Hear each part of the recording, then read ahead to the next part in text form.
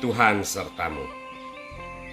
Inilah Injil suci Yesus Kristus menurut Yohanes. Bab 5 ayat 17 sampai dengan ayat 30. Kesaksian Yesus tentang dirinya. Yesus berkata kepada orang-orang Yahudi, "Bapakku bekerja sampai sekarang, maka aku pun bekerja juga."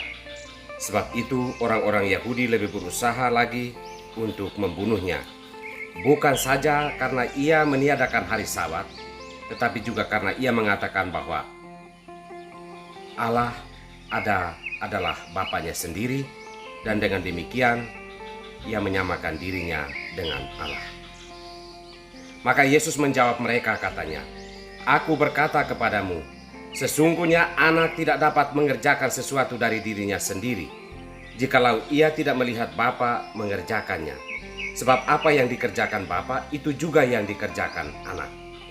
Sebab Bapa mengasihi anak, dan ia menunjukkan kepadanya segala sesuatu yang dikerjakannya sendiri, bahkan ia menunjukkan kepadanya pekerjaan-pekerjaan yang lebih besar lagi daripada pekerjaan-pekerjaan itu, sehingga kamu menjadi heran.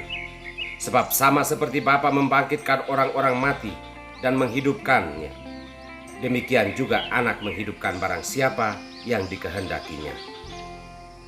Bapa tidak menghakimi siapapun, melainkan telah menyerahkan penghakiman itu seluruhnya kepada anak, supaya semua orang menghormati anak sama seperti mereka menghormati Bapa. Barang siapa tidak menghormati anak, ia juga tidak menghormati Bapa yang mengutus dia. Aku berkata kepadamu, sesungguhnya barang siapa mendengar perkataanku dan percaya kepada dia yang mengutus aku, ia mempunyai hidup yang kekal dan tidak turut dihukum. Sebab ia sudah pindah dari dalam maut ke dalam hidup.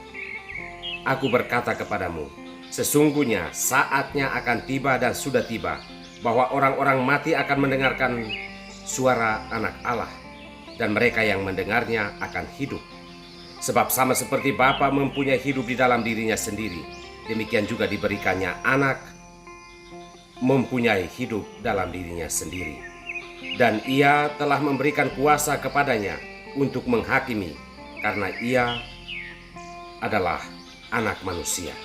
Janganlah kamu heran akan hal itu, sebab saatnya akan tiba bahwa semua orang yang di dalam kuburan akan mendengarkan suaranya, dan mereka yang telah berbuat baik akan keluar dan bangkit untuk hidup yang kekal, tetapi mereka yang telah berbuat jahat akan bangkit untuk dihukum.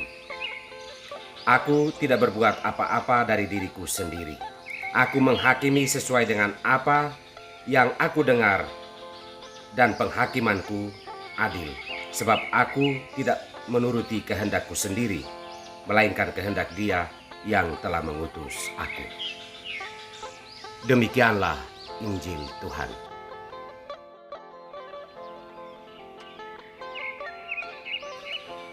Aku tak akan melupakanmu. Inilah sampan bersama saya, Pater Domikevi SVD. Saudara-saudariku terkasih, dimanapun Anda berada. Sedang viral seorang pelayan Tuhan di Korea yang menyelamatkan ribuan bayi yang dibuang di jalanan dan kotak-kotak sampah. 11 tahun belakangan, sang abdi Allah ini memiliki keprihatinan terhadap bayi-bayi ini yang dibuang oleh ibu kandung mereka sendiri karena hasil pemerkosaan ataupun hasil dari pergaulan bebas. Demi menyelamatkan nama baik keluarga di mata masyarakat, mereka mengorbankan nyawa manusia yang adalah anak kandung mereka sendiri. Sejatinya, seorang ibu tak mungkin membuang anak kandungnya sendiri. Namun kenyataan bisa saja berbicara terbalik. Hal ini bukan saja terjadi di Korea. Di Indonesia pun banyak bayi ditemukan di jalanan. Ada yang masih hidup, tetapi ada yang sudah meninggal dunia. Pelayan Tuhan di Korea ini merasa terpanggil untuk menyelamatkan bayi-bayi yang dibuang oleh ibu kandungnya tersebut.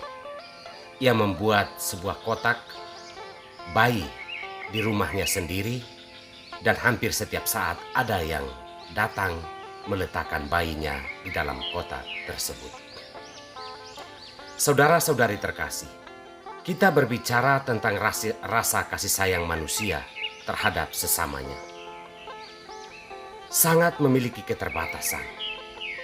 Benar bahwa Tuhan pernah mencelah manusia Israel dalam perjanjian lama karena kasih mereka itu seperti kabut pagi. Dalam waktu yang relatif singkat akan menghilang kasih sayangnya. Dari kisah di atas, kita dapat menyimpulkan bahwa jika kasih terhadap anak kandung saja sangat terbatas oleh berbagai tekanan, apalagi ia harus mencintai sesamanya yang adalah orang lain. Sabda Tuhan hari ini mengingatkan kita bahwa kasih Allah tidak pernah berkesudahan. Kepada Nabi Yesaya, Allah mengatakan bahwa, dapatkah seorang ibu melupakan bayinya dan tidak lagi menyayangi anak kandungnya? Sekalipun dia melupakannya, aku tidak akan melupakan engkau. Allah menegaskan hal ini kepada Sion yang merasa bahwa Tuhan meninggalkan mereka. Aku tak akan melupakan engkau, demikian kata Tuhan. Hal ini menunjukkan bahwa kasih Allah tak pernah berkesudahan. Inilah alasan mengapa manusia, kita tidak boleh melupakan Tuhan sepanjang hidup.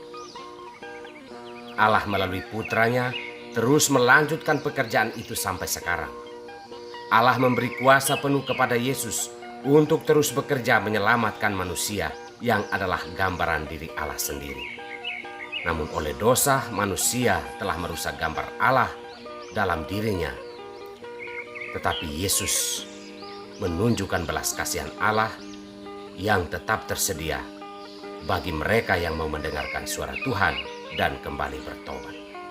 Dalam Injil sebenarnya Yesus mau mengajak kita untuk hidup sesuai dengan kehendak Allah, karena pada hari penghakiman, walau kasih Allah tidak terbatas, namun hanya orang-orang yang mau mendengarkan suara Tuhan sajalah yang akan diselamatkan. Kita mempunyai pilihan untuk hal itu. Maka ketika Yesus berbicara seperti ini, kitalah yang perlu memikirkan tentang keselamatan kita. Memilih mendengarkan suara Tuhan berarti selamat. Dan memilih untuk tidak mendengarkan suara Tuhan berarti kita memilih untuk binasa. Saudara-saudariku terkasih, Allah mengasihi kita dan kasih-Nya tidak terbatas. Ia terus bekerja sampai pada hari penghakiman. Jika kita mau bertobat dan mendengarkan suara Tuhan, maka kita akan selamat. Kasih Allah yang tidak terbatas itu pun menuntut perjuangan kita untuk mengenalnya, mendengarkan suaranya, agar kita hidup sesuai dengan kehendak-Nya. Bagaimanapun, hari penghakiman itu akan tiba. Marilah kita membuat diri kita pantas di hadapan-Nya. Sang pelayan Allah yang menunjukkan suatu sikap hidup sesuai kehendak Allah telah menunjukkan kepada kita cara sederhana untuk hidup sesuai dengan kehendak-Nya, yakni mengasihi, memiliki belas kasihan terhadap sesama kita. Tuhan memberkati kita semua.